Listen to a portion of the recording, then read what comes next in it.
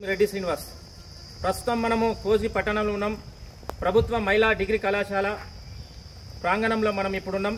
మన ముందు కళాశాల ప్రిన్సిపల్ గారు అదేవిధంగా స్టాఫ్ అందరు ఇక్కడ రావడం జరిగింది. ప్రధానంగా ఇక్కడికి రావడానికి ప్రభుత్వ డిగ్రీ కళాశాలలో అడ్మిషన్స్ ఏ విధంగా జరుగుతున్నాయి, ఇక్కడ వ్యవహారాల గురించి మనం తెలుసుకుందామన్న ఆలోచనతో రావడం జరిగింది. ఇక్కడ వాతావరణం చాలా అద్భుతంగా ఉంది. కోజి కానీ బొమ్రాజ్పేట, కోడంగల్, మద్దూర్ల, దౌలతాబాద్ ఉన్నటువంటి యువతులు ఏదైతే ఇంటర్ కంప్లీట్ అయిన ప్రతి ఒక్క విద్యార్థిని ఖచ్చితంగా ఇక్కడ అడ్మిషన్ తీసుకోండి.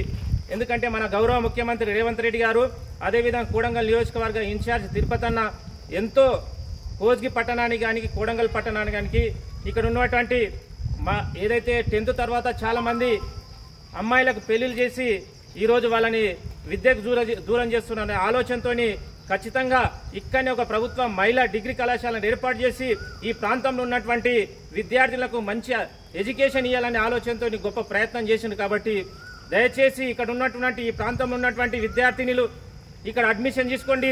మొదటి ఫేజ్లో ఆల్రెడీ చాలా మంది అడ్మిషన్ తీసుకున్నారు. రెండో ఫేజ్లో ఇట్లా నిన్నటికెళ్ళి ప్రారంభమైంది. కాబట్టి అందరూ అడ్మిషన్ తీసుకోండి గొప్పగా.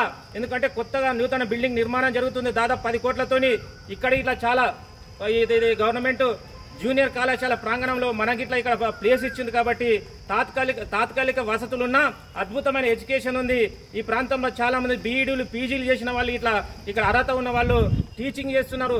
దయచేసి ఇక్కడ ఉన్నటువంటి ప్రతి ఒక్కరు తల్లిదండ్రులు మీ బిడ్డలకు ఒక ఎడ్యుకేషన్ చేయండి. ఎక్కడో హైదరాబాద్ కానీ ఈ సికింద్రాబాద్ లాంటి ప్రాంతాలకు పోయి వేలకు వేలు ఖర్చు పెట్టడం వల్ల మన ప్రాంతంలోనే నాణ్యమైన విద్య అందిస్తుంది.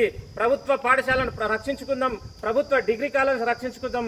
మహిళలకు ఒక అవకాశం వచ్చింది. కాబట్టి మహిళా తల్లిదండ్రులు ఇట్లా ఆలోచన చేసి ఈ ప్రభుత్వ డిగ్రీ కళాశాలలో అడ్మిషన్ తీసుకోవాల్సిందా మనమందరం ముందుకోవాలని ఇది మన ముందు ఇప్పుడు మన డిగ్రీ కళాశాల ప్రిన్సిపల్ గారు ఉన్నారు.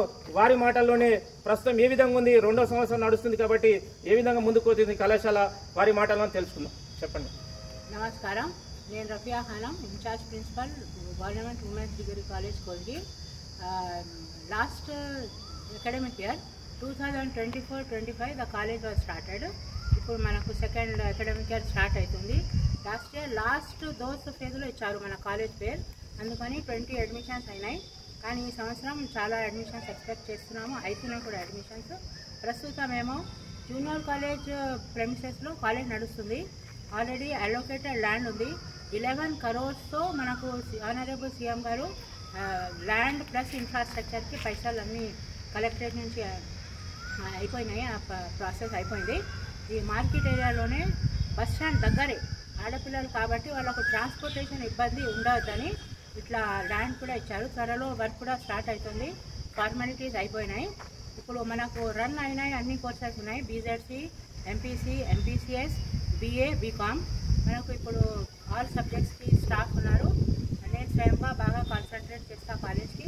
ఇప్పుడు సార్ చెప్పినట్టు ఆడపిల్లలు కాబట్టి దగ్గరనే అడ్మిషన్స్ ఇప్పిస్తే చాలా మంచిది. అది ఏదేదో దూరం వెళ్ళి హైదరాబాద్ కానీ అది ఇది దూరం బెంగళూరు కానీ అది ఇది అంటే ఎన్ని ప్రాబ్లమ్స్ ఆడపిల్లలు ఫేస్ చేస్తున్నారని మనకు అన్నీ తెలుసు. అందుకని ఈ కాలేజ్ స్వయంగా సీఎం చాలా కాన్సన్ట్రేట్ చేసి ఎస్టాబ్లిష్ చేశారు. సో ఇది హైయెస్ట్ లెవెల్కి తీసుకువెళ్ళాలని మనమంతా ప్రయత్నాలు చేశారు. Thank you madam. దయచేసి ఎవరైతే దోస్తు 2వ ఫేజ్ నడుస్తుంది కాబట్టి అందరూ ఏదైతే కోజ్గిలో ఉన్నటువంటి ప్రభుత్వ మహిళా డిగ్రీ కళాశాలను చూస్ చేసుకొని ఇక్కడ అడ్మిషన్ తీసుకోవాల్సిన విజ్ఞప్తి చేస్తున్నాం. Thank you so much.